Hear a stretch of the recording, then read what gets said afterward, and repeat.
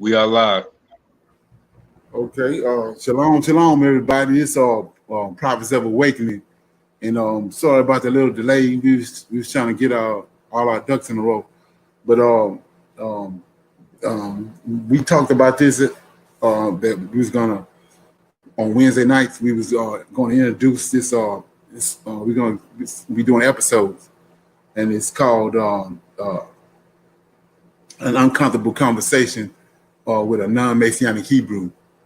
And in order to get out a bunch of information that's been hidden and has been disregarded by the Israelite community and by the religious community in the world in general, and it's time for it to come out. So we're gonna do one episode at a time and shine a light on all these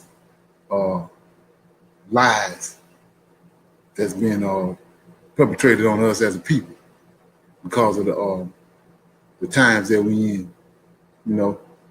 So with that being said, I wanted to to have before we start doing these episodes, we want to have a moment of silence and a prayer, and then we're gonna go into the information. So we're gonna have a moment of silence.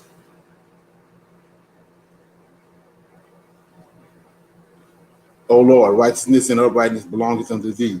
Therefore, we come before thee at this hour, seeking thy face and looking for righteousness and uprightness, that we may walk before thee as thy servants David, Solomon, and Samuel, and Hezekiah did, that we may walk before thee in truth and in righteousness and in uprightness of heart. Give unto us, O Lord, an everlasting heart, an understanding heart, that we may discern between good and bad, for you possess the power to turn us in the right direction. For we desire to walk after thee, O Lord, and to keep your commandments and your testimony and your statutes with all our heart and soul, to perform the words of this covenant that was written down by the prophets, your prophets. O Lord, allow thy face to shine upon thy people. Hide not thy face from us, for we need you very much so at this hour. Peace be unto you. Okay? So if you notice that we're praying for understanding and we're praying for the truth. And the reason being is that we're at the very end, you know, of prophecy.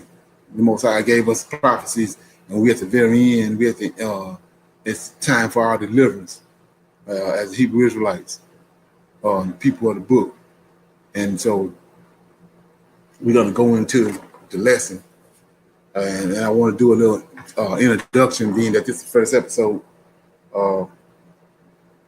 So Hebrews, as you know, we have been lied to up and down and across the board, religiously, historically, and culturally, by the powers that be.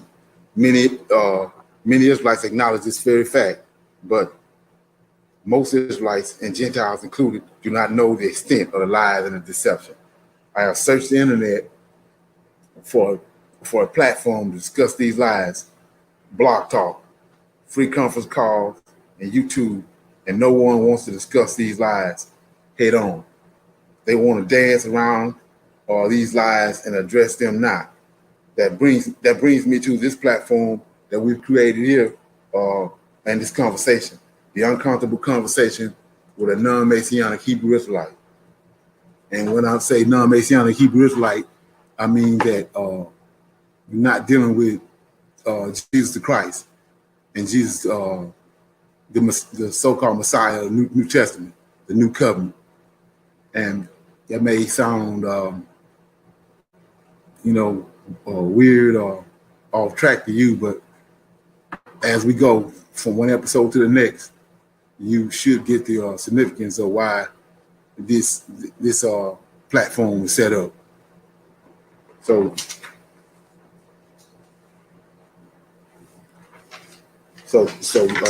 like I said, through these conversations, I would like to address these lies and confront them head on, so that we, as Israelites, may move closer to our deliverance and depart from these lands of our enemies, the Gentiles. And I want to talk a little bit about myself and kind of introduce myself to the YouTube world and the Israelites. I'm Leonard Johnson. I'm a native of DeRidder, Louisiana, and I served 8 years in the Army. And I have traveled in the process of serving those 8 years. I traveled pretty much around the world, and I ran. Later on, after I got out of the Army, I was working. I had a few jobs here and there, and then I ran head on with Yahweh, the God of the universe, and his Redeemer, the Lord of hosts. And so that was like back in 2000, and I had a series of dreams and visions, and through these dreams and visions, the Lord of hosts, through me having these dreams and dealing with the Lord of hosts, it brought me to where I'm at right now, standing before you on this line, and says, and the things that we will be that will be revealed and discussed and disclosed in the process of this conversation will shock and amaze you. Therefore, I ask that you take notes, get some pen and paper, and search these things out for yourself, line upon line, precept upon precept, here a little and there a little. And I have to make a point to reiterate that, because none of the information that's coming forth from this conversation is going to be nothing that was made up or concocted by nobody that's affiliated with the Prophets of Awakening. It all coming from the enlightenment of the Most High in the times that we're living in, and the Most High is bringing the truth to the light. And he's the lies is falling away, and the truth is coming to the light. So, like I said, in these episodes, we will be discussing a few of the things that we're going to discuss in this particular topic tonight, and then we're going to go forward from there. Is the eyes of the Lord, and what's the eyes of the Lord is mentioned in Zechariah chapter 4, verse 10. I'm gonna read that right quick.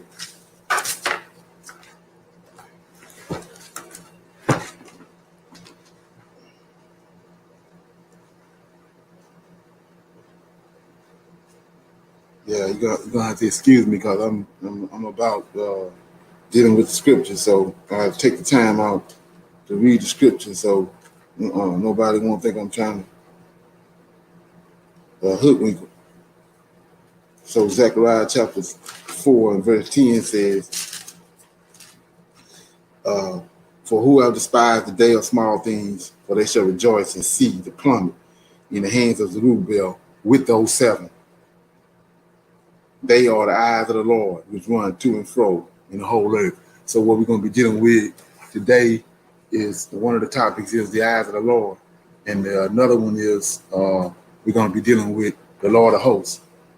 Who is the Lord of hosts? And that's in Isaiah chapter 44 and verse 6.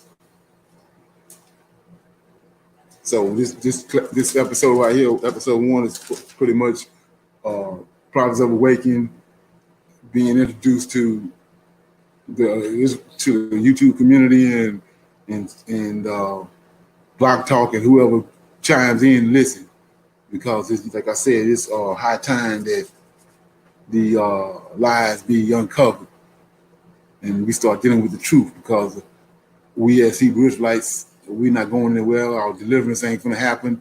None of that stuff will happen until we work this out. Okay, so Isaiah 44 and 6 says, "Thus saith the Lord, the King of Israel, and his Redeemer, the Lord of hosts. I am the first, and I am the last, and besides me, there is no God." So what we're going to break down is who is this Lord of hosts, and what's so significant about him that he's mentioned right here in Isaiah 44:6. And another topic I was going to deal with was Amos 9 and 9 and 11. We read that right quick, and then we go back and we'll deal with them one at a time.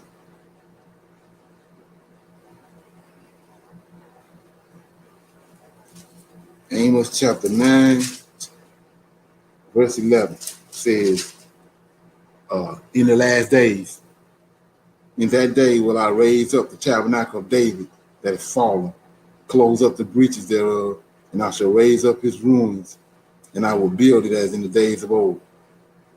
So this, what we read right here is the Most High promised David, our the king of Israel, the original king of Israel, that he's going to raise his ruins up in the last days. It's going to be one of the major signs that,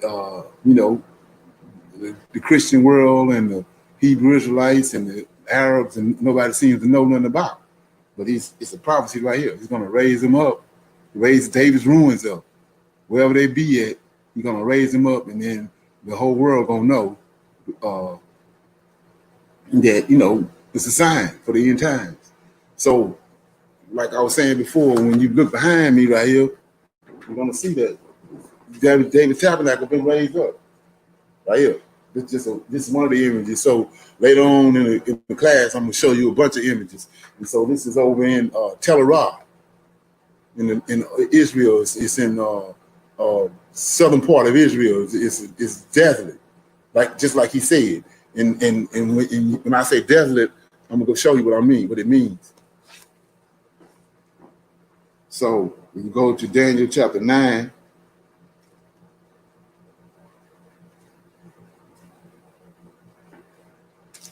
Okay, Daniel 9:25.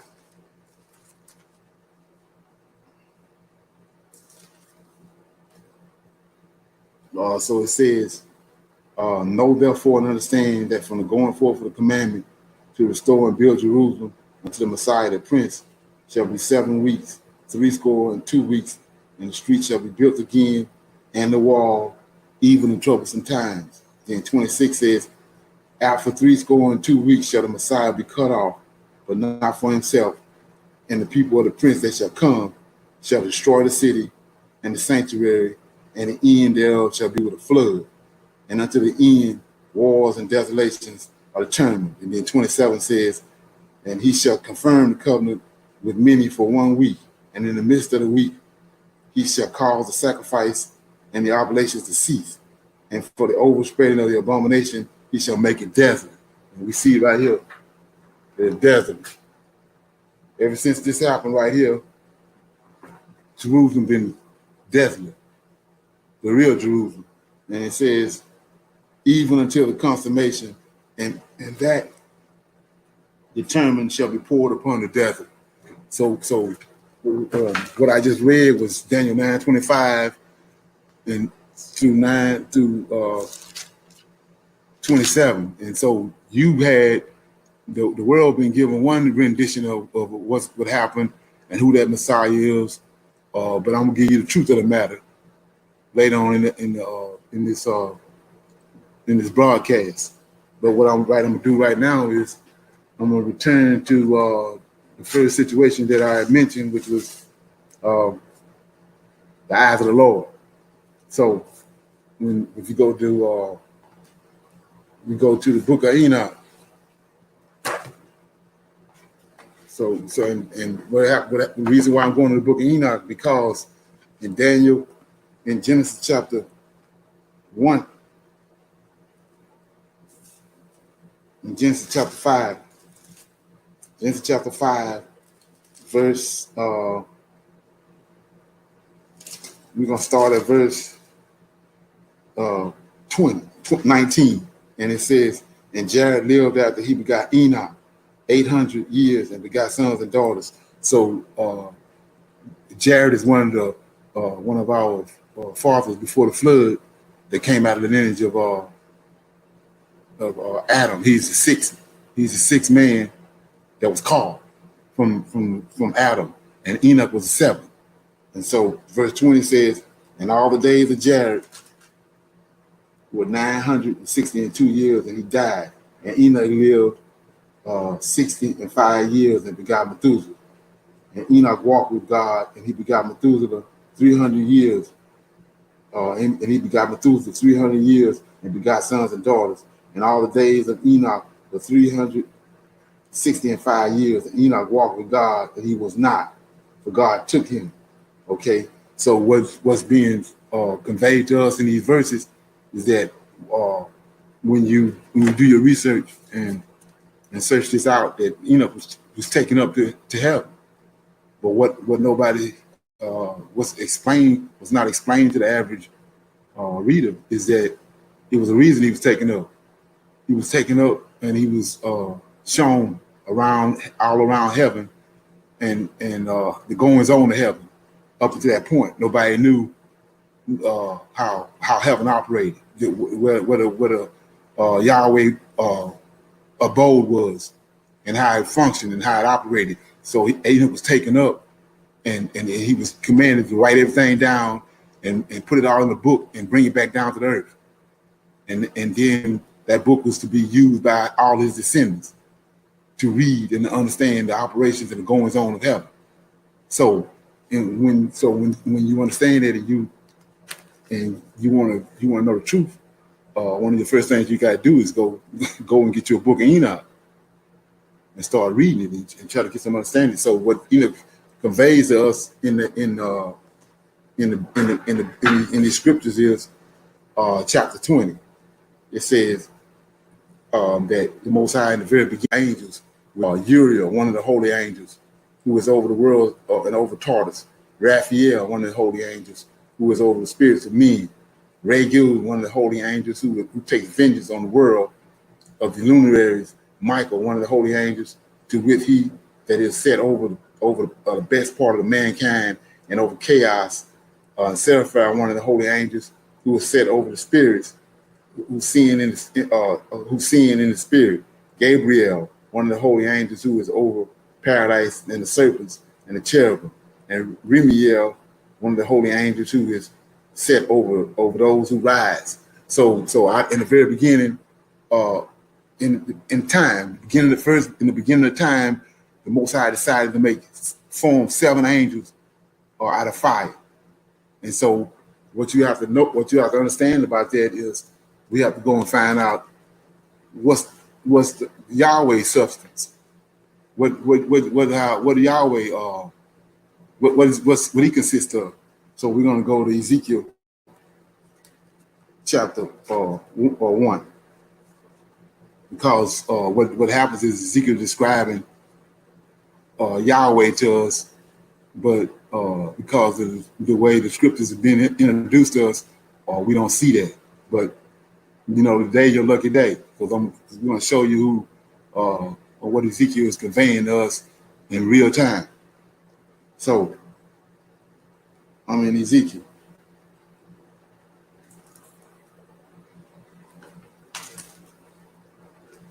Chapter 1. So what happens is in chapter 1, verse 1, it says, "Now it came to pass in the 30th year, in the 4th month, in the 5th day of the month, as I was among the captives by the river Chabar, that the heavens opened up." Notice he says the heavens opened up, not the earth. The heavens opened up, and I saw a vision. And in the 5th day of the month, which was the 5th year of King Jehoiakim's captivity, the word of the Lord came expressly unto Ezekiel the priest, son of Buzi, in the land of the Chaldeans by the river Tabor, and the hand of the Lord was there upon him. And I looked, and behold, a whirlwind came out of the north, a great cloud, and a fire enfolding itself, and the brightness was about it. And out of the midst thereof, as the color of amber, out of the midst of the fire. Also out of the midst there came forth the likeness of 4 living creatures, and this was their appearance. And they had the likeness of a man, and everyone had 4 faces, and everyone had 4 wings, and their feet were straight feet, and the soles of their feet were like the soles of calves' hoofs, and they sparkled like the color of polished brass.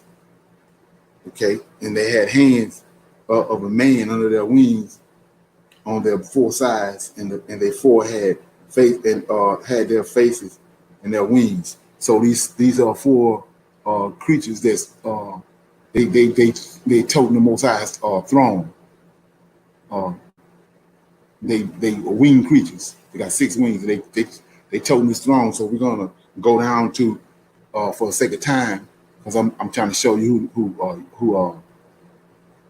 who Yahweh is. So you get to verse 22, and it says, "And the likeness of the firmament upon the heads of these living creatures, these four living creatures, was as the color of a terrible crystal, stretched forth over their heads above, and under the firmament of their wings, straight, the one toward it, stretched one toward the other. Everyone had two, which covered up on this side, and everyone had two, which covered on that side their bodies. And when they went, I heard the noise of their wings, like the noise of great waters, as the voice of the Almighty, the voice of speech, as the noise of a host.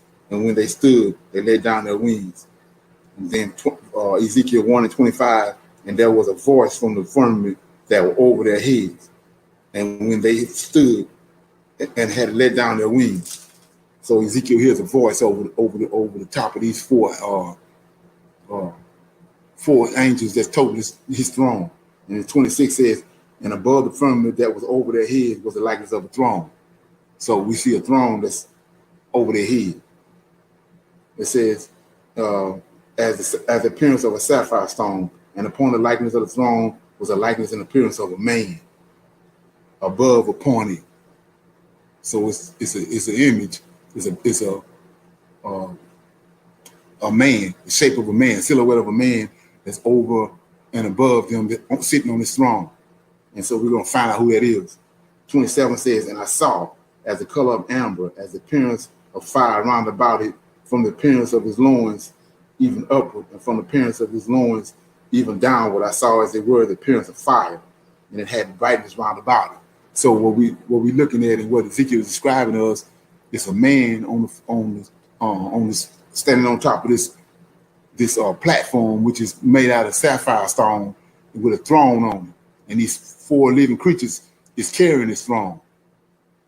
They flying around, they carrying it, and we see he describes. He says from his loins upward and from his loins downward, from his loins down to his feet, pure fire, no flesh, and from his loins upward to the top of his head, pure fire. So this man has no flesh on him. He's a consuming fire, but he's shaped like a man. So in itself, just from that description, we already know that who this is. It ain't no angel.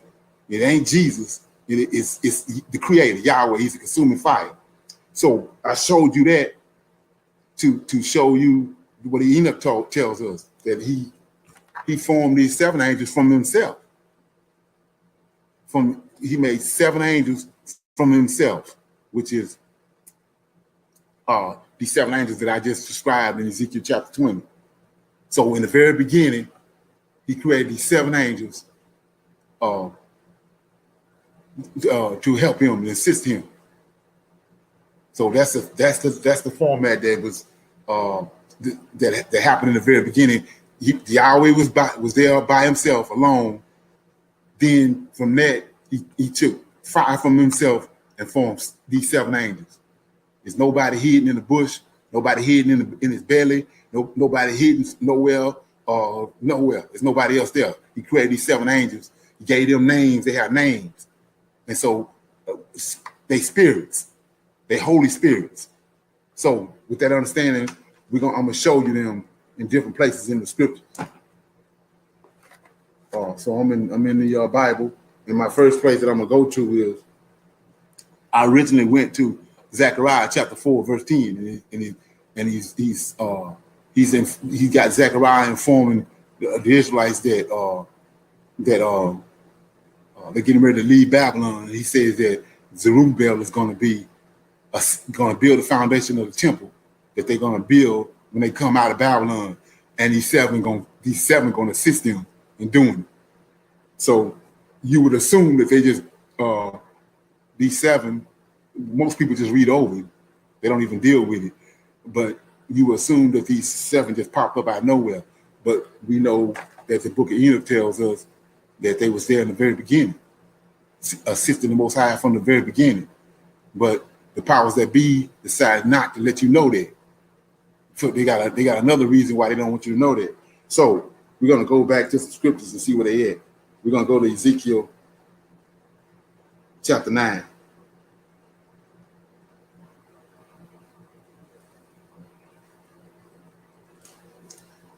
We're in Ezekiel chapter 9, and I'm trying to identify them. So I'm not gonna read a whole bunch of scriptures. I'm just gonna identify these seven angels to show you, to place them in the scriptures. And they've been there all along, just that they've been covered over. Ezekiel chapter 9 says, he cried also in mine ear with a loud voice, saying, cause them that have charge over the city to draw near, even every man with his destroying weapon in his hand. And behold, 6 men came from the way of the higher gate, which lieth toward the north, and every man with his slaughter weapon in his hand. And one man among them was clothed with linen, with a writer's inkhorn by his side. And they went in and stood beside the brazen altar. Right? So 6 and 1 is what? 7.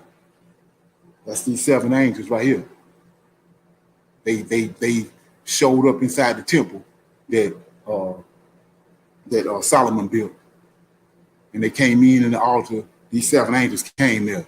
And when you go to verse 3, it says, and the glory of the God of Israel was gone up to from the cherubim, whereupon he was to the threshold of the house. And he cried to the man clothed in linen, which had the writer's inkhorn by his side. And the Lord said unto him, go through the midst of the city, through the midst of Jerusalem, and set a mark upon the forehead of the men that sigh and that cry for the abominations that are done in the midst of the house. So we see the Creator, Yahweh, goes up to the threshold of the house. And then he's dealing with these 7. He's sending them out. 6 of them have weapons in their hand, and one of them got an inkhorn. He's going through the city, and all the people that have a desire and a zeal for the Most High and for Jerusalem, he's marking them, and everybody else is being destroyed by the other 6. So that's one example. We're going to go to Isaiah chapter 11.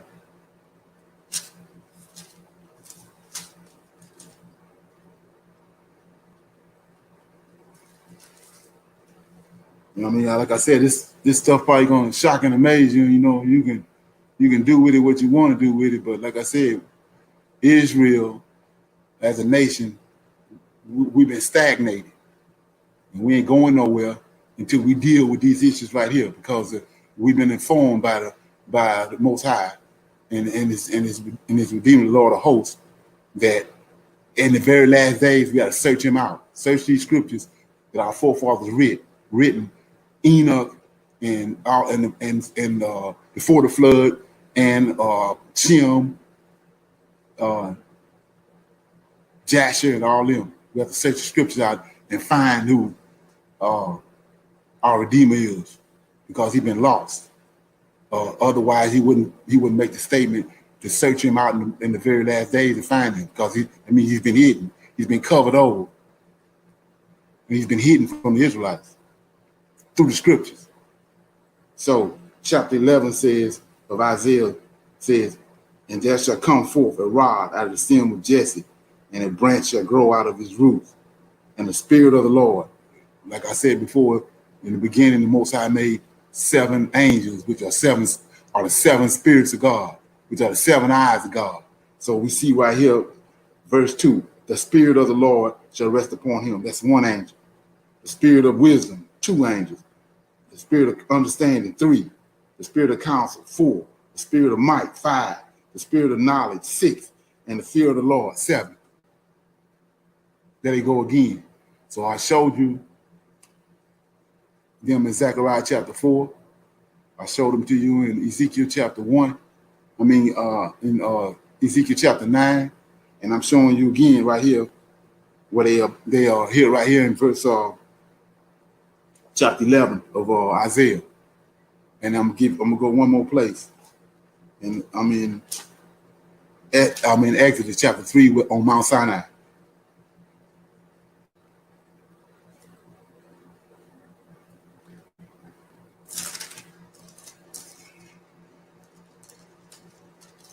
So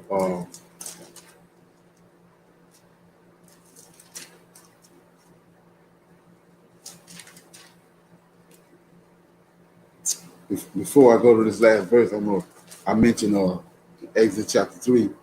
I was gonna hold this, but I'm gonna go ahead and give it to you because it's gonna assist in the understanding this. Exodus chapter 3 says, "Now Moses kept a flock of Jethro, his father-in-law, the priest of Midian, and he led the flock to the backside of the desert, came to the mountain of God, even to Horeb, and the angel of the Lord appeared unto him in the flame of the fire out of the midst of the bush. And he looked, and behold, the bush burned with fire, and the bush was not consumed." So what we read when we focus and we deal with the Spirit of the Most High and read what the scriptures are saying, and not coming into your reading with a already preset understanding of what you're reading. So you would assume that up until this point that Yahweh came, the creator God that's in heaven came to Moses. But the scriptures don't say that. The scriptures say, "Now Moses kept the flock of Jethro, his father-in-law, priest of Midian, and he led the flock to the backside of the desert, came to the mountain of God, even under Horeb, and the angel of the Lord," not Yahweh, "appeared unto him in the flame of a fire out of the midst of the bush." Why a flame of fire? Well, when he formed him in the beginning, one of the seven, he formed him out of fire. We just went over that. He made 7 angels from himself. He is a consuming fire, Ezekiel chapter 1, verse 27. He's a throne that's over these angels' head. There's a man on there, and he's shaped like a man, but he's a consuming fire. There's no flesh on him. That's the eternal, that's the self-existing one, Yahweh. So then we see here that an angel came and he lit on the bush in the form of a fire, because he's from the same fire from the one that's in Ezekiel 1 and 27. And so it says in Exodus chapter 3, verse 2, "The angel of the Lord appeared unto him." I'm going to explain to you who that is in a minute. It says, "And the angel of the Lord appeared unto him in the flame of a fire out of the midst of the bush. And he looked, and behold, the bush was burned with fire, and the bush was not consumed." Now we know why, Israelites, why the bush ain't burning, because this ain't no regular fire. It's the fire from the man that was on top of that sapphire stone that's in Ezekiel chapter 1, verse 27. It's another type of fire. And we're going to move forward. In verse 3 says, "Moses said, I will now turn aside and see this great sight, while the bush is not burned." Well, Moses did that, and we need to do the same thing. We need to turn aside while we reading the scriptures to see why the bush ain't burning. So he says, "And when the Lord saw that he turned aside to see, God called unto him out of the midst of the bush and said, 'Moses, Moses.' And he said, 'Here I am.' And he said, 'Draw nigh hither, pull off thy shoes from off thy feet, for the place wherein thou standest is a holy ground.'"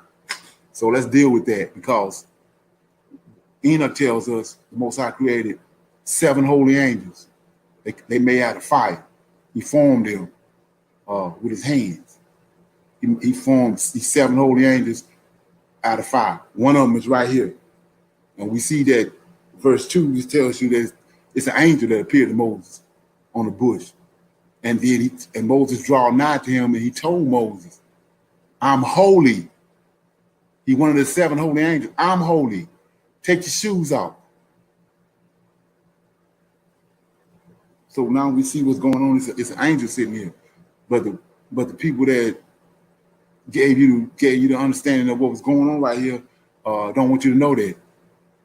They have a whole nother agenda, which is going to be revealed in the process of these classes, why they don't want you to know the true process and the true order what the Most High was doing and what he's trying to convey to us as Israelites, because he ain't trying to convey this to the Gentiles, nobody else. He's only conveying it, and he wants his Israelites to get an understanding of how things go. So, with that being said, I want to go to. I want to show you some images, like quick. I'm gonna kind of go off here for a minute and come back with some images, and I'm gonna explain them, expound on them for a minute. Okay.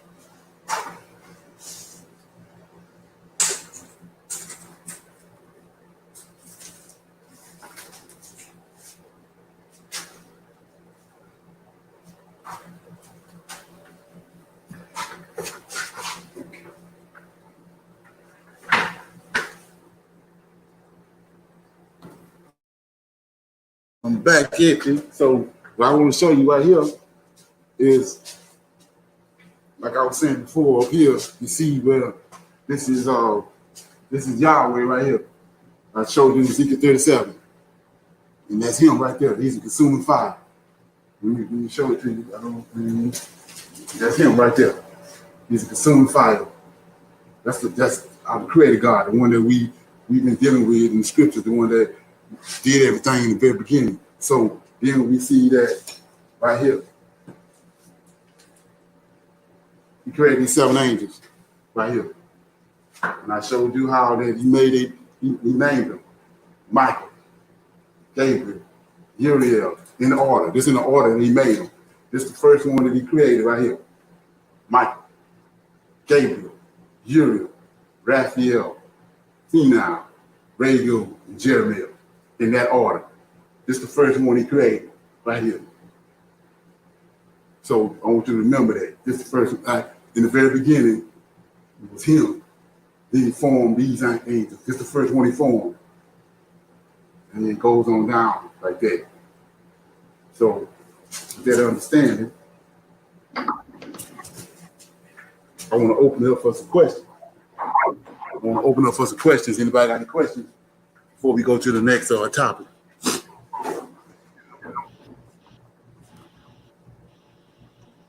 This idea. Okay. Oh, it's gone now. Thanks. I couldn't see your picture because that label was there. Thanks. What label was that? Oh, I have to unmute it for it to. I have to unmute it for it to go away. You can't see it, but it was right like in the middle of your face. I couldn't see your displays there. Okay. You can see it now? Okay. Yes. Thank you. So this is Yahweh right here. What I was showing you, what I read in Ezekiel chapter 1 and 27. This the man, the image that Ezekiel saw that was on top of the sapphire stone. That is the creator Yahweh is a consuming fire. There's no flesh on him. He can't deal with flesh because he's a consuming fire. And from himself, in the very beginning, he created the 7 angels that I showed you, and I gave you their names. So, like I said, let me read this right here, right quick, because it's gonna help y'all too. So, what I did was, in case nobody knows about it, I wrote a couple of books, and this one of them right here. This is the book right here that I wrote. It's the Elohim of Israel, the history, his story, the Elohim of Israel. And what this book is about is that, and I'm gonna deal with this in another episode, but this word is being chopped up and misused, the word Elohim. Everybody associated Yahweh with Elohim, but Elohim is a plural word, and it means more than one, which goes back to these 7. They the Elohim. Yahweh not the Elohim. Yahweh formed the Elohim, the 7 angels. That I am is plural. So you can't replace Lord in the Bible with Elohim, because Yahweh is not Elohim. The Elohim of the Bible is these 7 angels that I told you about. Okay, so what I want to do now is I want to read out here their roles, because they have roles. It's an order. It's an order that's in heaven. So I'm going to read it. Okay. And I mentioned to you, and I'm doing this, the reason I'm going about this in the way I am, because of, I'm not trying to hoodwink nobody or whatever. I'm just giving you the facts of the matter and the process, so you can let it ferment in your mind. It says, in the very beginning, he created these 7 angels. He formed them. The first one he formed was Michael. And I'm going to read you his role, which is probably going to shock you. But it says, one of the holy angels who presides over human virtue, commands the nations, and is the Lord of all the archangels. He's commander out of the 7. He's commander over the other 6. It says he is the commander in chief of the heavenly army and the archangels. Michael means the one who is like Yahweh. That means he's like Yahweh. It says Michael means he was like Yahweh, or one who looks like Yahweh. He is the defender of the elements of fire, the angel of protection, justice, righteousness, strength, mercy, repentance, and sanctification. He is the prince of the archangels and of the angelic host. He is the angel of deliverance, the great prince which standeth for Israel. And that's in Daniel chapter 1. Archangel Michael is figured as the greatest and most revered angel in scripture, in the Tanakh. The Tanakh is the Old Testament. They say Michael is the most powerful of all angels. He is considered the general of the angels. His authority is not solely restricted to the angelic ranks, but extends into the realms of both heaven and earth. Michael is the chief of virtue and the prince of the present. He is the natural enemy of all that is evil and unjust. His role as an archangel is one of battle, and he is always holding the sword. That's in Joshua chapter 5, verse 13 to 15. Michael is benevolent in nature, and his role as a warrior often requires him to be wrathful as well, for which Yahweh appointed him as the holy ruler of heaven and declared him the angelic prince of Israel. That's in Daniel 10, verse 21, and Daniel 12, verse 1. Okay, excuse me for a minute.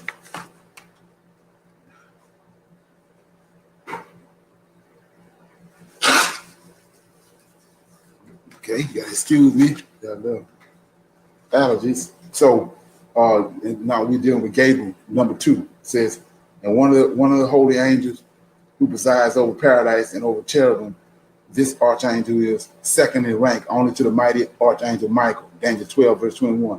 Gabriel means strength, and it's from Yahweh.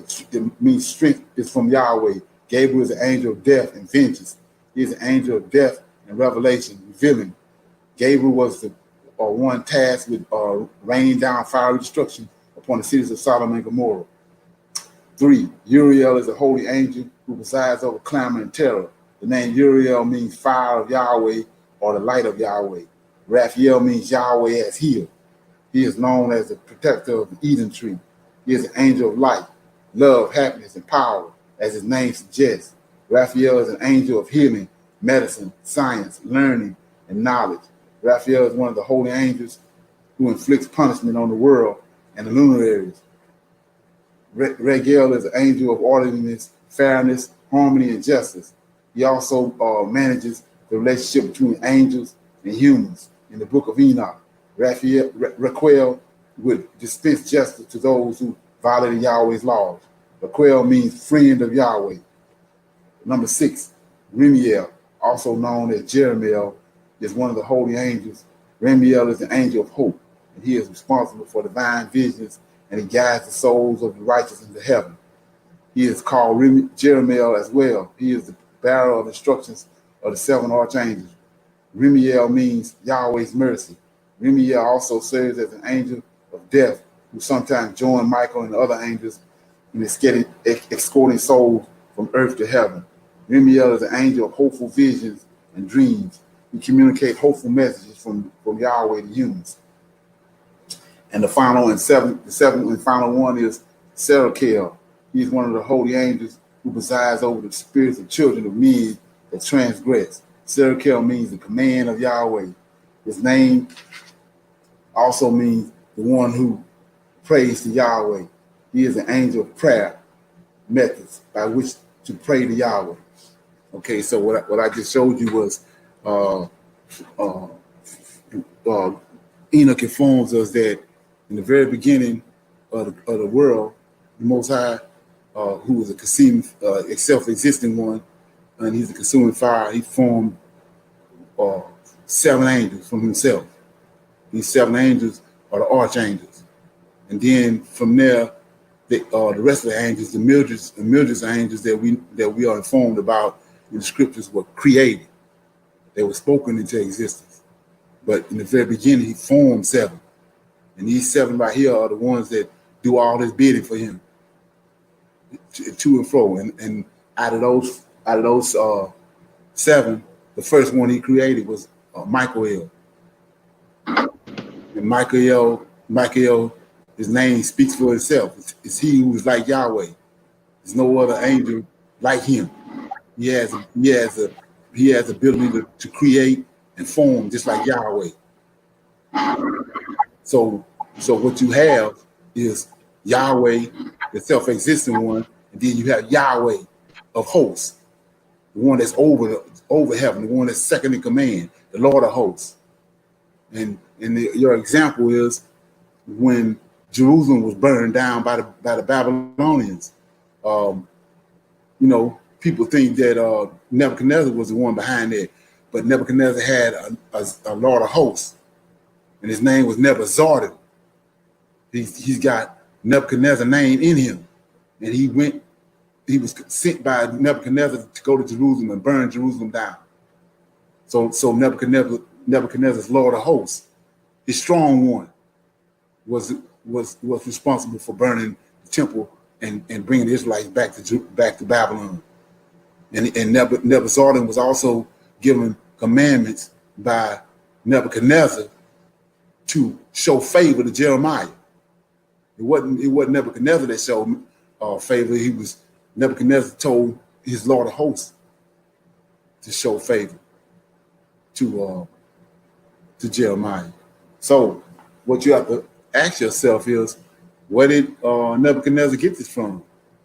Well, when you go in the scriptures and understand the scriptures, that Nebuchadnezzar had a first-hand encounter with the Creator. And what he saw the Most High's order, there was him, and he had these 7 angels with him. And he had one that was in charge of everything. And he saw the operations of that. So you ask yourself, why? What you mean? Let me give you an example. I was going through this earlier, but I'm gonna go here right now. It's in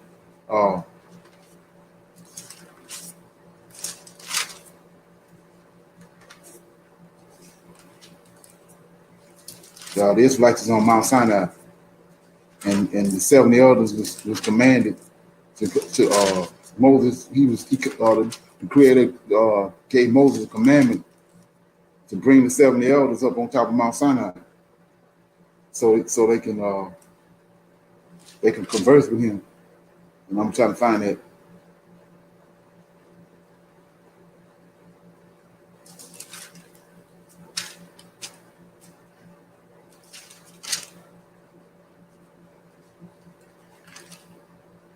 Yeah, I'm in Exodus chapter 24, and it says in verse 1 says, and he said unto Moses, come up to the Lord, thou and Aaron, Nebab, Abihu, and the 70 elders of Israel, and worship ye afar off. Moses alone shall come near the Lord, but they shall not come nigh, neither shall the people go up with him. And Moses came and told the people all the words of the Lord and all the judgments, and all the people answered with one voice and said, all the words which the Lord hath said we will do. And Moses wrote all the words of the Lord and rose up early in the morning and built an altar under the hill and 12 pillars according to the 12 tribes of Israel. And he sent young men of the children of Israel which offer burnt offerings and sacrifice peace offerings of oxen unto the Lord. And Moses took half of the blood and put it in a basin, and half the blood he sprinkled on the altar.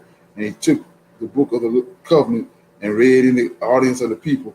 And they said, all that the Lord hath said, we will do and be obedient. And Moses took the blood, sprinkled it on the people, and said, behold, the blood of the covenant which the Lord hath made with you concerning all these words. Then went up Moses and Aaron, Nabal, Abijah, and the 70 elders. And this is what they saw. And they saw the God of Israel, and there was under his feet, as they were a paved work of a sapphire stone. That's what we just dealt with in Ezekiel chapter 1, verse 27. Right? It says, and it were the body of heaven in its clearness. So what they saw in plain daylight, clear as day, they saw Yah.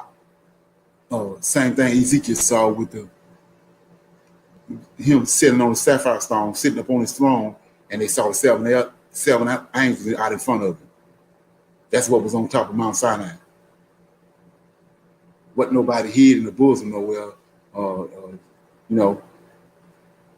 That's came along later at the Council of Hill. But what they saw right here was the Creator God and the 7 angels that he formed in the very beginning to assist him. His eyes, the 7 eyes of God, from Zechariah chapter 4 and 10, that assisted the Israelites when they came out of Babylon.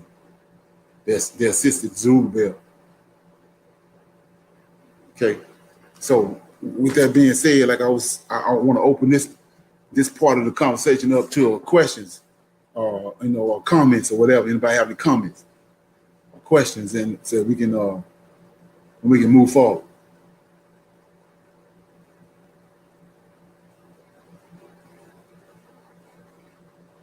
Okay.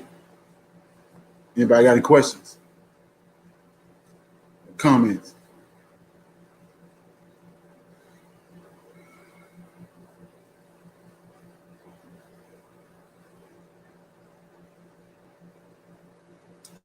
Okay.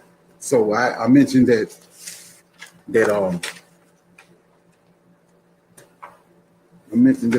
I talked about this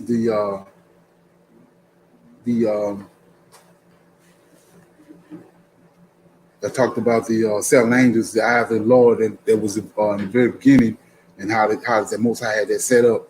And now what I want to deal with is the Lord of Hosts. And so I'm gonna go off here for a minute and set up my little things. I'll be right back with you in a minute. Okay.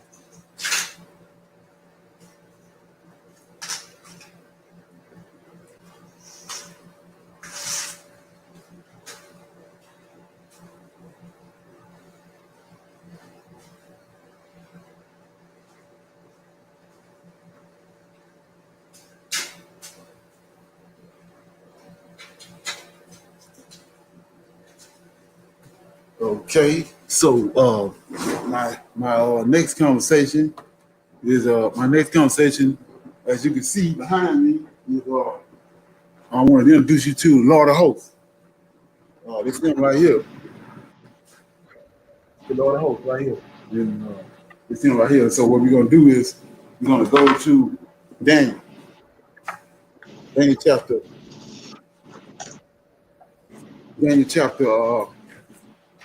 10. And the first episode, first encounter that we had, we was dealing with the eyes of the Lord, and we saw that, to do a little recap, we saw that the Creator was by himself. He created 7 angels from fire, and the first one he created was Michael. And so, and then we know that he's over the hosts of heaven. He gets all his instructions from Yahweh. and he carries them out. He's the strong one. His authority is in heaven and it's on the earth. So what you're dealing with is that he's the one. He's controlling the mankind. He sets kings up and bring kings down. So we get an example of that when David was in Egypt. David didn't. You would ask yourself, why would David not be the Pharaoh? Why would not the Lord make him the Pharaoh? But he made him second in command because the person that's orchestrating all this is second in command. So he brought David up under the Pharaoh. And then the Pharaoh tells you that Joseph is rules everything in Egypt except he's equal to me except upon the throne. Am I greater than him? And so where you get that from? That's the same way the Lord of Hosts is. Lord of Hosts is running everything for the Most High, and he's Yahweh of Hosts, and then you have Yahweh only on Yahweh's throne. The one that we saw in Ezekiel chapter 1, the sapphire stone, is Yahweh greater than him. His name tells you that he's he who is like Yahweh. So let's read that. I read in Isaiah chapter 20, Isaiah 44 and 6. I'm gonna read it again. Now that we're going a little deep into this, it says,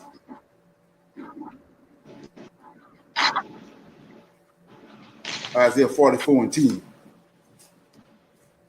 44 and 6. So it says, and they taught us since we've been over here in this captivity how to read English. So it says, Isaiah 44 and 6 says, thus says the King of Israel, and conjunction, his Redeemer, the Lord of Hosts. So whoever the King over Israel is and the Redeemer is two different beings. There's a conjunction that says, and his Redeemer. Well, so you say, well, what are you talking about? Let's go to Isaiah 43. We're in Isaiah 43. And then, I'm going to start reading at verse 1 to get my point across. It says, this is the King James Study Bible, and it says, the Lord and the only Redeemer. Verse 1 says, but now, thus says the Lord that created thee, O Jacob, and he that formed thee, O Israel, fear not, for I have redeemed thee. I have called thee by thy name, thou art mine. So we see right here, somebody is redeeming Israel long before 70 AD. There's a redeemer already in place that's dealing with Israel from the very beginning. He dealt with Adam and his sin. He dealt with the flood. He orchestrated Enoch's ascension into heaven. So it says, 2, when thou passest through the waters, I will be with thee, and through the rivers they shall not overflow thee. When thou walkest through the fire, thou shalt not be burned, neither shall the flames kindle upon thee. For I am the Lord thy God, the Holy One of Israel, the Savior. So we see he's a Savior already in place. Before you get to 70 AD, before you get to the Council of Nicaea, it's already a Savior in place. And yeah, they're gonna tell you that he was there, he was there in the beginning, he was in the bosom. But what's being revealed right now is that our forefather Enoch tells us that it was 7 angels there at the very beginning, and the first one that the Most High formed is second in command to him, and he's doing all the bidding for the Most High. There ain't nobody else. So we goes to verse 3. Verse 4 says, since thou wast precious in my sight, thou hast been honorable. I have loved thee. Therefore will I give men for thee and people for thy life. Fear not, for I am with thee. I will bring thy seed from the east and gather thee from the west. I will say unto the north, give up, and to the south, keep not back. Bring my sons from afar and my daughters from the ends of the earth, even every one that is called by my name. For I have created him for my glory. I have formed him. Yea, I have made him bring forth the blind people that have eyes and the deaf that have ears. Let all the nations be gathered together, and let all the people be assembled.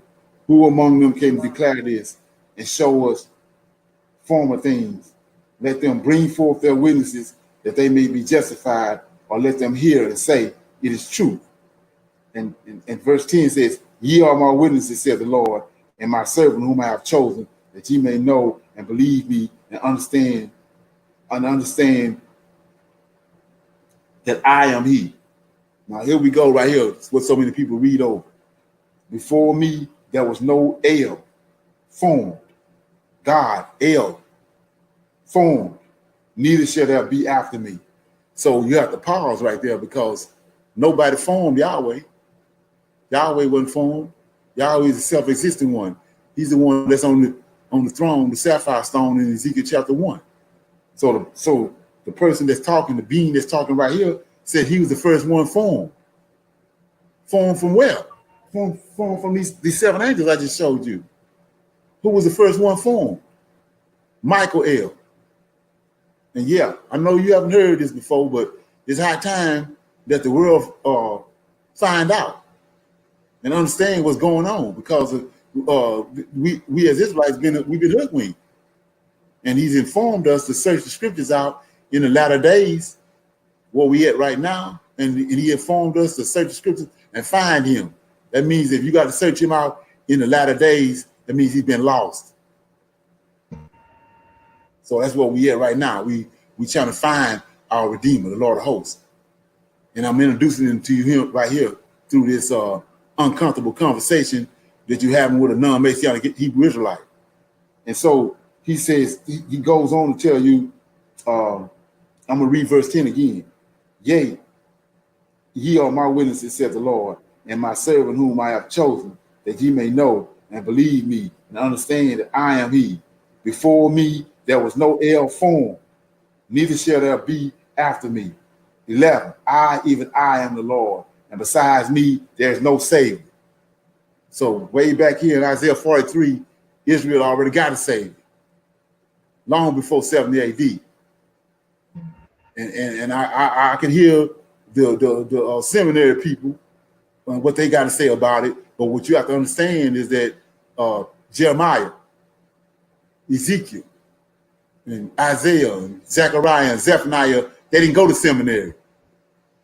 Seminary didn't have nothing to do with our forefathers in the Tanakh. They didn't go to seminary. So why am I saying that? Because we dealing with the fourth beast. And what the fourth beast consist of? Religion, education, and economics. That's London, Rome, and America. Military might. That's the beast. These seminaries that we go into is part of the fourth beast. The Most High told us, don't deal with their knowledge. Don't deal with their understanding. So when the information like this that's being brought forth is brought forth to you, you're going to try to make it work with the seminaries. When the seminaries don't apply. Like I said, what no seminaries in the Tanakh? When the Most High came and raised Samuel up, he didn't send Samuel to seminary. Yeah, I know that's probably baffling, but he didn't send Hezekiah Nathan. They ain't go to no seminary. So, like I was saying before, I'm showing you who the Lord of hosts is. And what I want to do right here is, we see on the video right here, on this image over here, we see right here who the Lord of hosts is. We see him, he carrying a sword. We know that, I'm not going to go there, but we know that in the garden, there was a being at the garden with a sword that drove Adam out of the garden. So we see now who it is right here. So now I want to show you something else. I'm going to give you some scriptural evidence to shine a light on this, because like I said, it's been, when you're dealing with the Old Testament versus the New Testament, you can't see the truth of the matter, because he's trying to simulate something that was concocted at the Council of Nicaea with the Greeks and the Romans, times of the Gentiles with Tanakh, with the Holy Scriptures. So let's look at Isaiah 32 and 41. So let me see if I got it. Yeah, 32 and 41.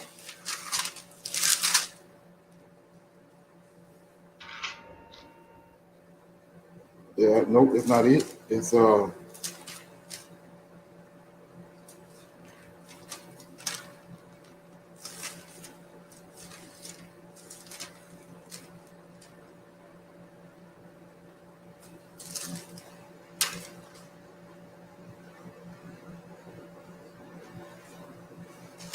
let's go to it'll come to me in a minute. Let's go to Joshua.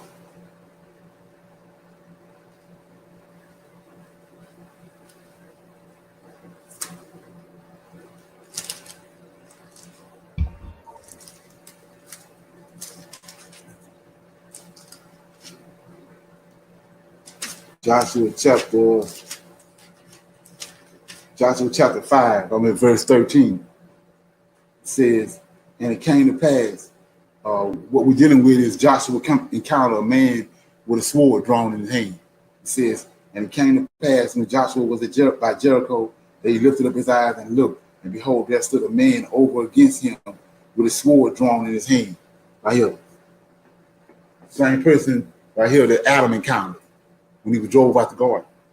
So it says, the man over against him with a sword drawn in his hand, and Joshua went unto him and said unto him, art thou for us or for the adversary? Now let's look what he's told me. And he said, nay, but as captain of the host, Lord of the host. They fumbling with this. He says, and he said, nay, but as captain of the host of the Lord, I am come. And Joshua fell on his face to the earth and did worship, and said unto him, what saith my Lord unto his servant? And the captain of the host said unto Joshua, loose thy shoes from off thy feet, for the place wherein thou standest is holy. And Joshua did so. So what I want to do right here, because like I say, I got all these seminary cats and everybody that want to sidebar this understanding. So he tells him in verse 15, the captain of the Lord's host said unto Joshua, loose thy shoes from off thy feet, for the place wherein thou standest is holy. And Joshua did so. So we see right here, it's not Yahweh.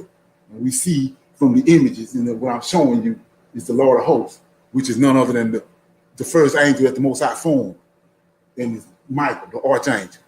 So let's look at that. Let's go back to where we previously came from in Exodus chapter 3. Like I say, you're gonna find a way to get out of this, but I refuse to let you get away. It says in Exodus chapter 3. Exodus chapter 3 says, we was enlightened when we read verse 2. It says, verse 1 says, now Moses kept the flock of Jethro, his father-in-law, the priest of Midian, and he led the flock to the backside of the desert, came to the mountain of God, even the Horeb. 2, and the angel of the Lord, he tells you point blank, I ain't writing. It says, the angel of the Lord appeared unto him in the flame of the fire out of the midst of the bush, and he looked, and behold, the bush was burned with fire, and the bush was not consumed. So what the naysayers gonna say is that that's Yahweh, right? So let's keep going. And Moses said, I will now turn aside to see this great sight, while the bush is not burned. And when the Lord saw that they turned aside to see, God called on him out of the midst of the bush and said Moses, Moses. And he said, here I am. And he said, draw nigh. This angel that lit on the bush, draw nigh hither, pull off thy shoes from off thy feet, for the place wherein thou standest is holy. So what did he tell him over here in Joshua chapter 5? Verse 13 says, it came to pass when Joshua was by Jericho that he lifted up his eyes and looked, and behold, a man stood over against him with a sword drawn in his hand. It's saying Yahweh don't need no sword in his hand. And Joshua went unto him, said unto him, art thou for us or for the adversary? And he said, Nay, but as captain of the host. Go back to Isaiah 44 and 6. I am the king. Yahweh says, I'm the king and my Lord of the host. And he tells you right here, he said, Nay, but as captain of the host, he identified himself of the Lord. I am come. And Joshua fell on his face to the earth and did worship and said unto him, What says the Lord unto his servant? Now look what he tells him. The same thing he told Moses. And the captain of the host, the Lord of hosts, said unto Joshua, Loose thy shoes from off thy feet, and the place wherein thou standest is holy. Why is it holy? He's a holy angel. He's one of the holy angels. So between Joshua and Moses, Yahweh ain't there. The Lord of hosts is there. But what the trick coming in at is that you commanded in the New Testament not to worship angels. But we see right here on two different occasions, these men falling to the ground worshiping these angels. Let's go to one more verse. Like I say, you take the time out on your own to go and double check this. So we in Genesis chapter 18.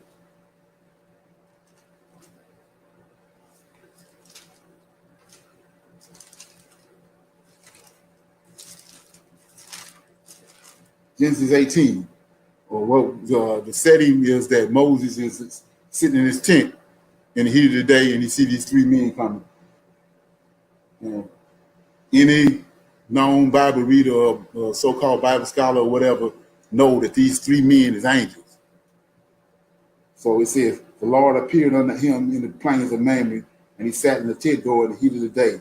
He lifted up his eyes and looked, and lo, three men stood by him. And when he saw them, he ran to meet them from the tent door and bowed himself toward the ground. So these three angels is coming. Yahweh not with them. There's three angels coming. It says, and Moses goes out and bows down to the ground to them, to one of them. He goes directly to one of them that he had met earlier, that told him to get thee from thy kindred.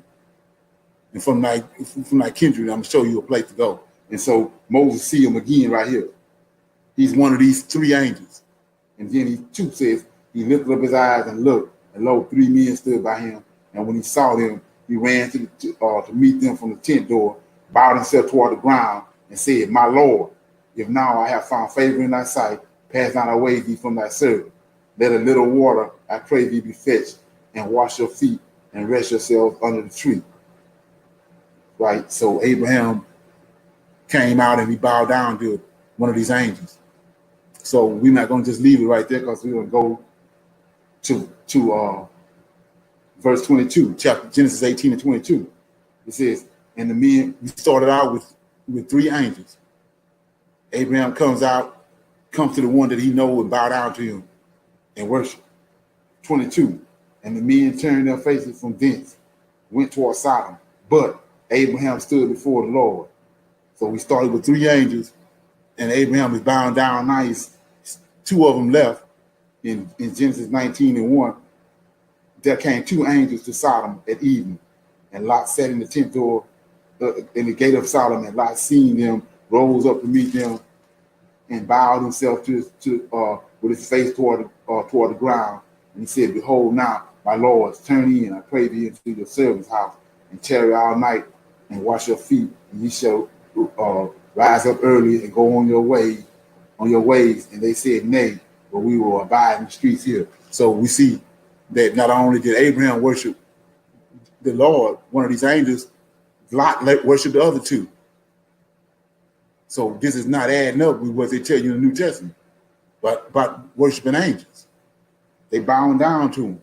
So verse 22 says, Genesis 18:22, and the men turned their faces from thence and went toward Sodom, but Abraham stood yet with the Lord. So we see that two went to Sodom.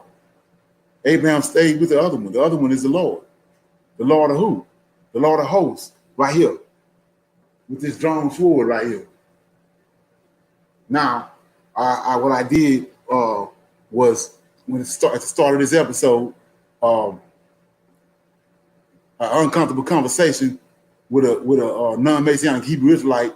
We started out with, and I went to Ezekiel chapter 1, verse 26, 27, and it described Yahweh on his throne, standing on top of sapphire stone. And it showed you that he had, he's a consuming fire. He got a silhouette of a man, but there's no flesh on him because he can't deal with flesh. Now we're going to go to Daniel chapter 10, and we're going to let Daniel describe the Lord of hosts, how he looks, and not me. We're going to let Daniel describe it. Daniel chapter 10.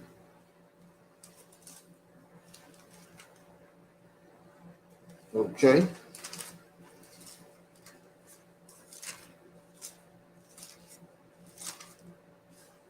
So I'm in Daniel chapter 10, and I'm starting reading at verse 1. In the third year of Cyrus, king of Persia, the thing was revealed unto Daniel, whose name was called Belteshazzar, and the thing was true, but the time appointed was long, and he understood the thing and had understanding of the vision. In those days, I, Daniel, was mourning 3 full weeks. I ate no pleasant bread, neither came flesh or wine in my mouth, neither did I anoint myself at all, till 3 whole weeks were fulfilled. And in the 4th and 20th day of the first month, as I was by the side of the great river, which is Helical, then I lifted up mine eyes and looked, and behold, a certain man, clothed in linen, whose loins were girded with fine gold of Upas, and his body also was like beryl. It's not fire, like the man in Ezekiel 1 and 26 and 27. His body also was like beryl, his face as the appearance of lightning, and his eyes as lamps of fire, and his arms and his feet like the color of polished brass, and his voice like the words of a multitude. So this person right here, Daniel described to you, sitting girded about with a golden girdle. They're going to be sword. There he is right there. So this person right here in Daniel chapter 10, that Daniel describing is not the person that's in Ezekiel chapter 1, verse 26 and 27. What's being the light that's being shined today is that you being shown who Yahweh is and who his Redeemer is, the Lord of hosts, the strong one of Israel. So, like I said before, these once you get the understanding of this, the scriptures start to come together, because the person that's over Israel keep telling you all through the Tanakh that he inherited the Israelites. So Yahweh, you can't give, nobody can give Yahweh nothing.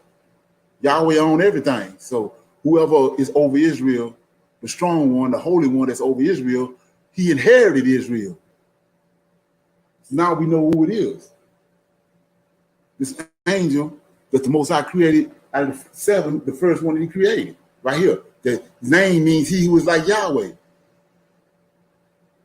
Yahweh gave the Israelites over to him as an inheritance. He's over them. He's the holy one. He's the El, the strong one that's over Israel. The creator Yahweh ain't no El. El is an angel, an Elo, an angel. Elohim is a group of angels. Elohim is these 7 angels. You can't replace, like I said earlier, you can't replace Elohim, Yahweh, with Elohim, because Elohim is angels, Els. And the I am makes them plural. You can't replace Yahweh with Elohim. That's a misnomer. Okay. So I introduced you to the Lord of hosts. I introduced you to our Elohim. I mean our God, Yahweh that's in heaven, the creator of everything. And I introduced you to his Lord of hosts, the Redeemer, that's in the Old Testament. You know, and so I want to open it up. If somebody want to ask a question or make a comment, and I'm gonna go into my last phase for this episode and close it out. Anybody got anything? That's deep. Okay. You got any comments? Yeah. What you got? So for somebody that's, coming into this and hearing this for the first time, what would you recommend them to do? Because this is a lot of information. Yeah, well, that was the thing was like I was saying before, and it's not only me on this on this quest, but it's everybody that's on Prophets of Awakening. We've been trying to find a venue to deal with this information because nobody wants to address it head on. They want to flip around and jump around the issues when instead of dealing with it head on. And like I was saying, the Most High says in the latter days the truth is gonna rise and the lies gonna fall to the ground. So if these are lies, they're gonna fall to the ground. But like I'm showing you over and over again how that when you look at the whole picture and you start dealing with our ancestors that they've taken taking a book out of the scriptures and start dealing with their books as like I said with Jasher. This is a book you need to get right here for anybody that's listening. You get this book. It's the books of Enoch, Jubilees, and Jasher. They tell you the story, the real story of the creation and of the beginning. But these is taken out because they don't want you to understand what Enoch is telling you and what Jasher is telling you. They don't want you to understand it. So let me give you a little. I'm gonna go off the camera for a minute. I'm gonna give you a little, couple more images.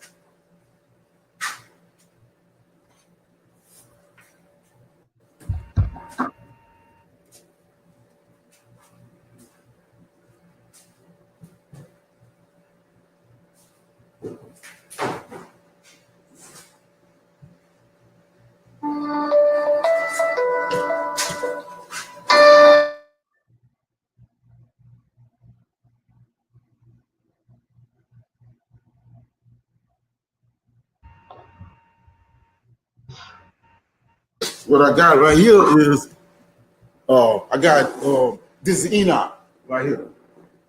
This is what I was reading out of. This is who revealed to us. This is 7 from Adam. It's in Genesis chapter 5, and he revealed to us.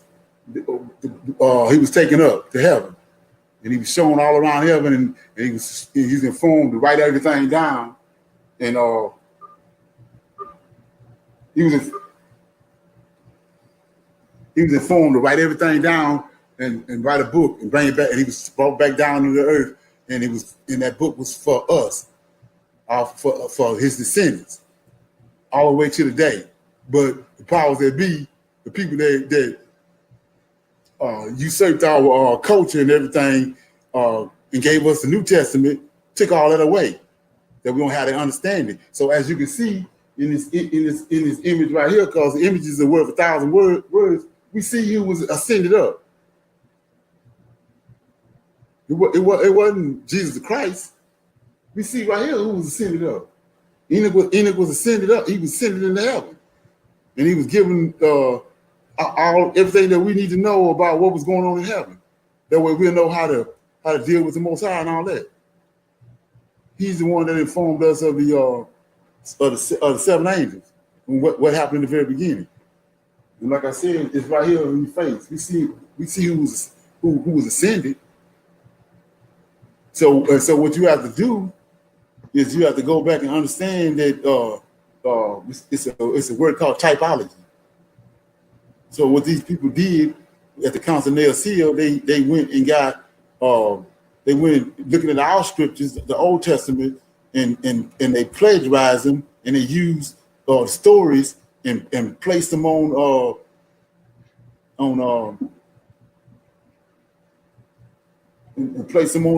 this image that they created at the Council of Nicaea, which is none other than I didn't really want to get ahead of myself, but I want to give you one more image, a couple more images. Let me go off for a minute, and I'm gonna give you a couple more images.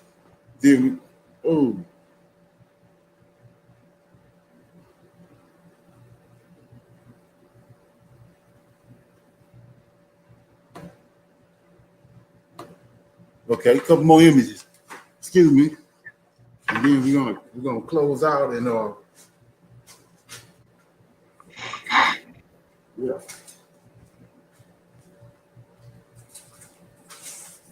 I've seen that picture of the Lord of Hosts before, and Okay. they were saying it was the Most High. Right. Okay.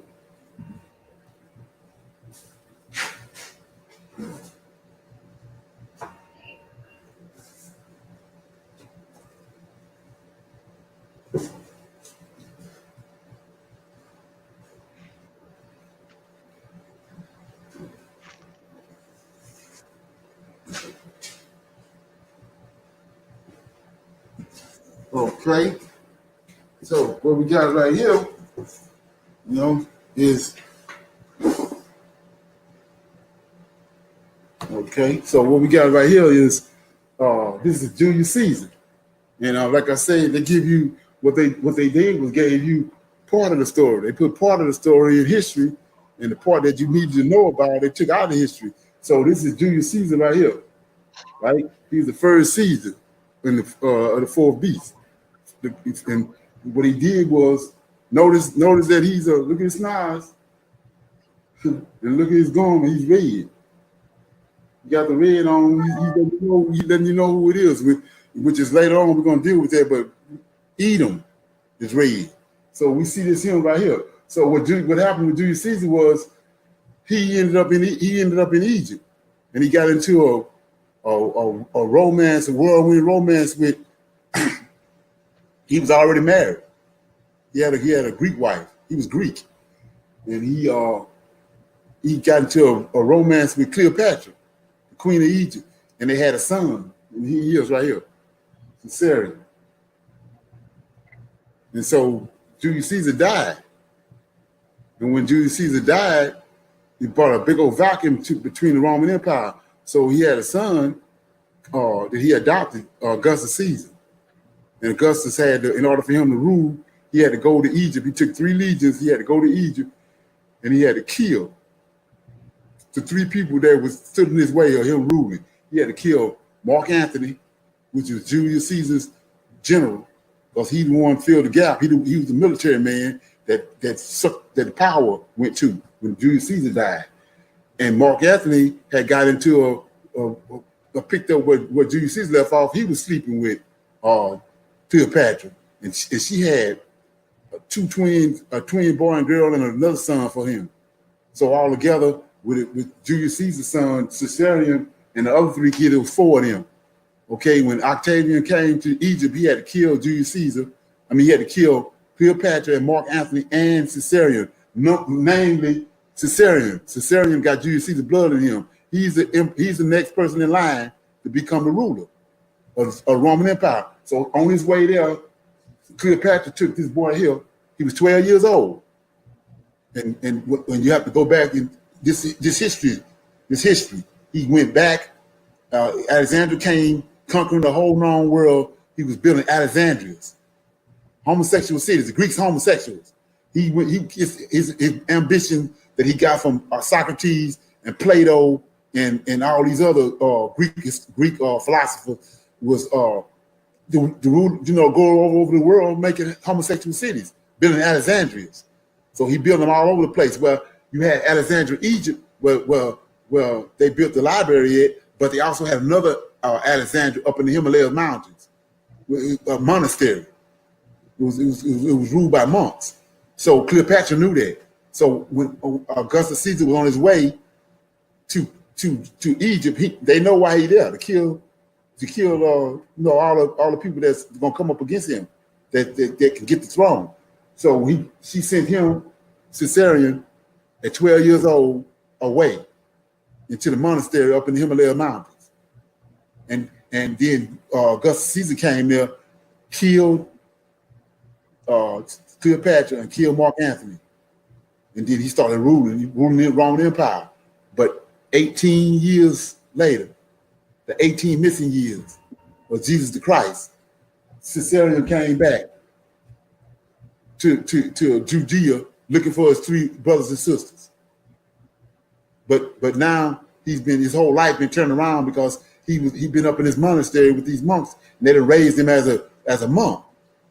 He wasn't raised like his father was. So, like I said, this uncomfortable conversation is gonna make you uncomfortable because you've been living with and riding with lies. So you say, well, what you talking about? Well, if you go to this King James Bible right here, the original King James Bible right here, 1619 Bible right here, the 1619 Bible, Jesus is spelled, wasn't no J. Jesus was spelled with an I-E-S-U-S. Issa. Was it? They added a J later, but before that, all through this Bible right here, you go get one. Don't take my word for it. All through here, it says Issa. Well, who is Issa? Issa is Isis, the son of Isis, which is who? Caesarion, right here. That they took out of history books. He's not in the history books because they done stuck him in the New Testament. So you say, well, what are you talking about? Well, here you go, right here. Here go another book you need to go get. Issa. There it is. Issa, son of Cleopatra. This who came back to Judea. This is why he causing so much havoc all over the Greek world and all over the Middle East, because he's Julius Caesar's son. But now he come back, he's a monk. So we also, so what I'm doing, I'm just giving you a little background information. He says that what you talking about? Well, it was 3 different factions that was going on during the time supposedly Jesus was on the scene. It was the Pharisees, the Sadducees, and the Essenes. And any so-called scholar gonna tell you that Jesus was associated with the Essenes. So who are the Essenes? The Essenes, they're on the Dead Sea. They're in these caves in the Qumran on the Dead Sea. That's Edomites.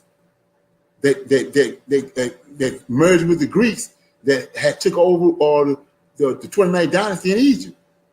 They're also priests of Amun. They ended up in the caves in Qumran in the Dead Sea, dealing with the scriptures, twisting and turning the scriptures. So let's look at that right quick. Let me go off right quick. I'm gonna get this image, and that's all I'm gonna give you for the night. I don't want to give you too much. So let me get this right quick. And tie your shoes up.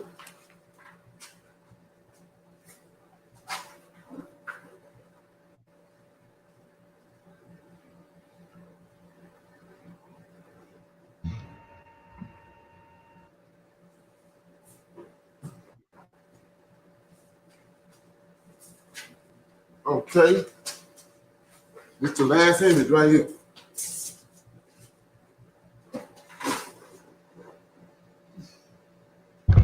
Okay, here we go. Now, so what I'm showing you, I showed you was 3 factions.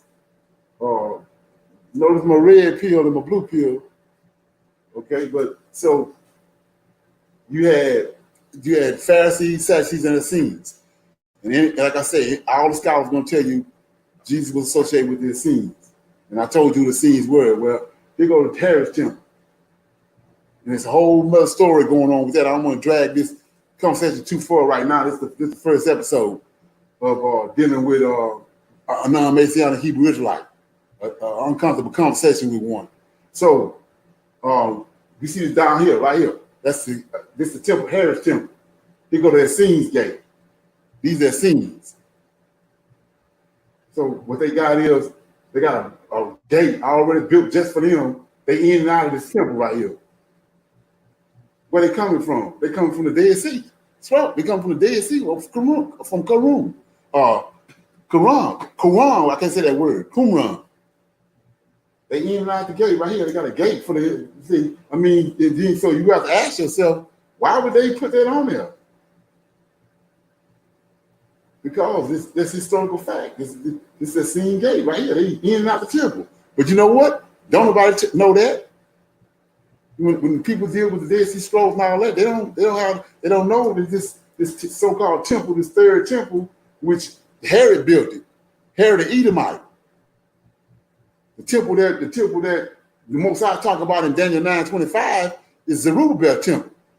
When Zerubbabel came back and built the second temple, and Antioch Epiphanes destroyed it and caused abomination that make it desert. Then the Edomites came in and stole the land, and they built this temple. Herod built this temple.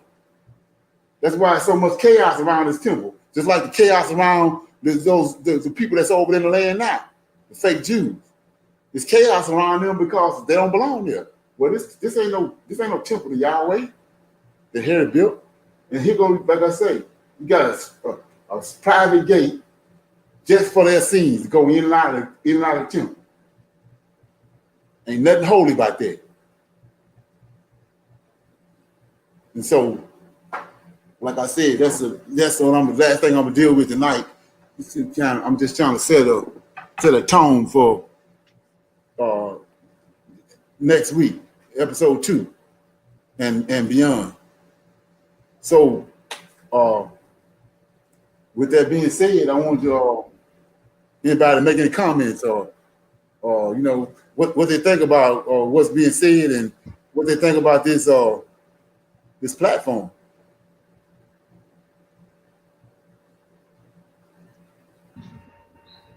So, question: Mark Antony killed Julius Caesar and Cleopatra? No, Octavian. Octavian killed him. Octavian killed Mark Antony and Cleopatra. Oh. He came and killed Caesarion too, but Cleopatra had sent them away earlier by a maid servant. She had a maid, a male servant and female servant, Joseph and Mary.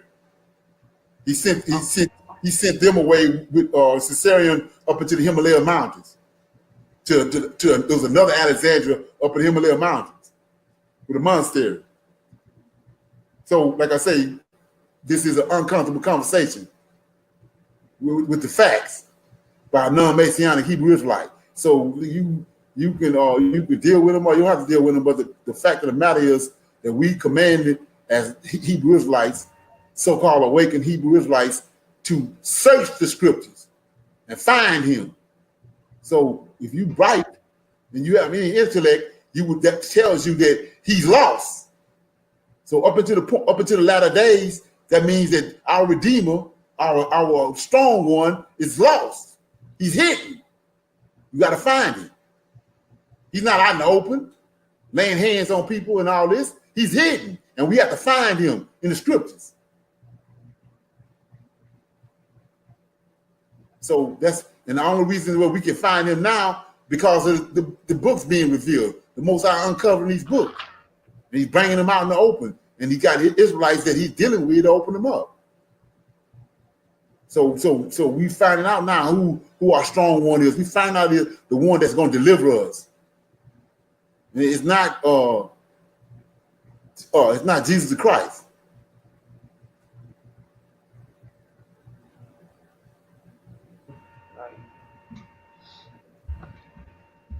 Makes sense.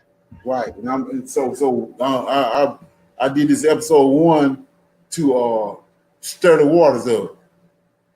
And for anybody that's want to have a conversation.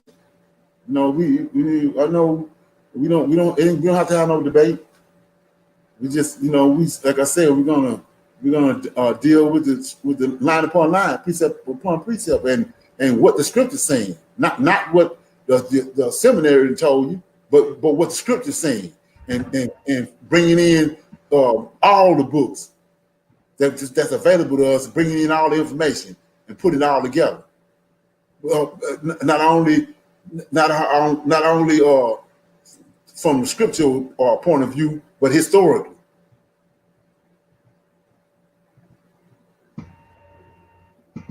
Okay.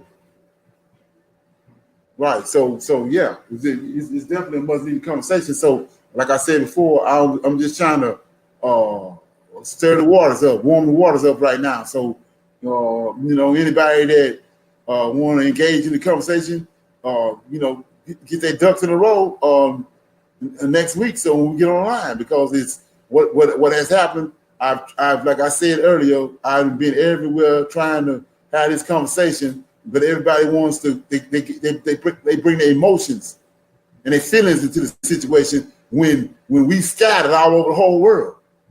And the Most High told us to search the scriptures to find him. So it's not about nobody's emotions. And if you say you're dealing with the spirit of the Most High, and you got the truth, then you should want to have a dialogue, not duck and dodge and run and mute your lines and all that. We are the most important, the most engaging time in our history as Israelites. Right now, we getting ready to be delivered, but the person that's going to deliver us been hidden from us.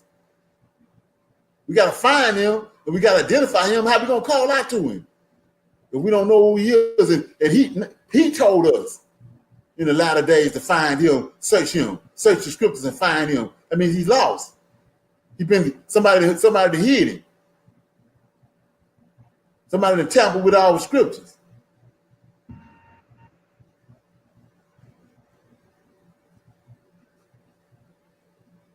And so, like I said before, I mean, most people probably don't, you first time hearing me or seeing me, but I'm not going nowhere. I'm gonna be right here. Friendly dialogue. No excuses. You can't say I'm vulgar or mean spirited. You can't say that. I'm sitting here with accountants, Israelite accountants, dialogue, and so I went, and like I said, over and over again, I tried to find a platform to talk about this, and I realized there ain't no platform. I have to create the platform. Me and the rest of the people on Prophets of Awakening, we had to create the platform, and so, like I said, here it is.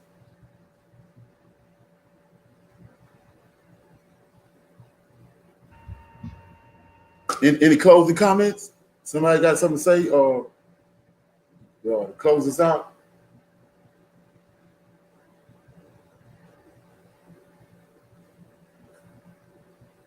Okay. So somebody got something? Very informational, and I appreciate it. You did it again. Okay. Appreciate that. Yeah. So like I said, I mean to make it nice and comfy for the people, so they won't be offended. I mean, here we go right here. You can take this red pill, or you can take the blue pill. The red pill, you can embrace something. The red pill, you can embrace something that's painful to truth or reality, or you can remain where you're at and act like you wasn't presented with this conversation by a non-Messianic Israelite and the Prophets of Awakening. Stay in the dark. It's on you, or you can embrace the information and follow the truth. As simple as that.